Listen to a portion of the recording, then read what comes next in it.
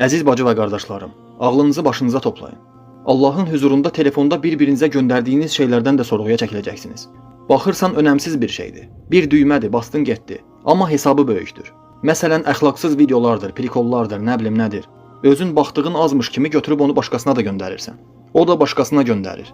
Və beləcə əxlaqsızlığın yayılmasına səbəb oldun. Baxan hər kəsin günahından sənə də pay var. Baxın qardaşlar, sözümün xülasəsi odur ki, biz haramı, pisliyi reklam etməməliyik.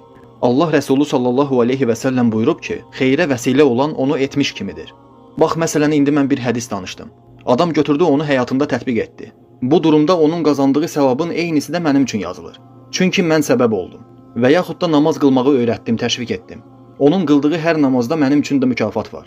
Lakin bunun əksi də eyni şəkildədir.